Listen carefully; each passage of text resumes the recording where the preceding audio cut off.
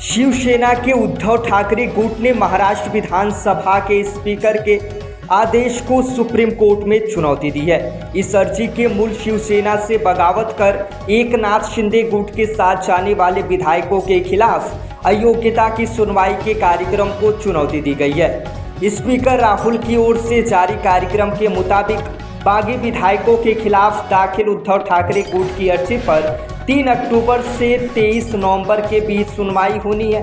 उद्धव ठाकरे गुट इस सुनवाई को शीघ्र निपटाने का पक्षधर है। सुप्रीम कोर्ट में उद्धव ठाकरे गुट ने 50 दिन के इस सुनवाई शेड्यूल को समुचित तौर पर संक्षिप्त अवधि में निपटाने का आदेश जारी करने की गुहार सुप्रीम कोर्ट में लगाई है। उद्धव ठाकरे गुट के अनुसार इतने लंबे समय तक सुनवाई खींचना समय बर्बाद का एक और प्रयास है। यदि इस शेड्यूल का पालन किया जाता है तो स्पीकर का फैसला दिसंबर में या उसके बाद टालने की आशंका है। लिहाजा इसी आधार पर ठाकरे गुट ने जल्द सुनवाई की मांग की है। 18 सितंबर को सुप्रीम कोर्ट ने अयोग्यता याचिकाओं पर निर्णय लेने में स्पीकर की ओर से की जा रही देरी पर नाराजगी और असंतोष जताया तो स्पीकर ने सुनवाई का शेड्यूल जारी किया। तब चीफ जस्टिस डी.वाई. चंद्रचूड़ की अगुवाई वाली पीठ ने कहा था कि स्पीकर संविधान की 10वीं अनुसूची के तहत मिले अधिकारों के आधार पर भी इस कार्यवाही को अनिश्चित काल तक लटका नहीं रख सकते।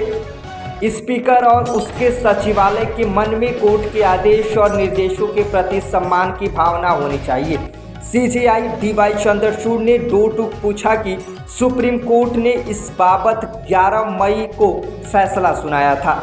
आज 4.5 महीने बाद भी स्पीकर ने क्या किया? उस फैसले में स्पीकर को अयोग्यता की अर्जियों पर समुचित अवधि में निर्णय लेने का आदेश दिया गया था।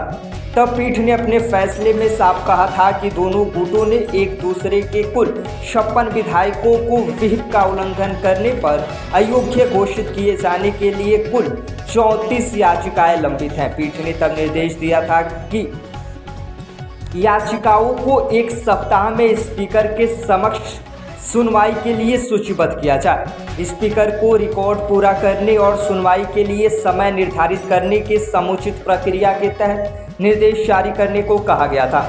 यह निर्देश शिवसेना के उद्धव बाला साहब ठाकरे गुट के नेता सुनील प्रभु की ओर से दायर याचिका पर फैसला सुनाते हुए दिए गए थे।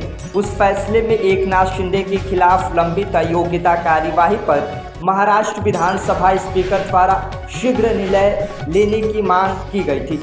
यह याचिका संविधान पीठ के फैसले में दिए गए निर्देशों के आधार पर दायर की गई थी।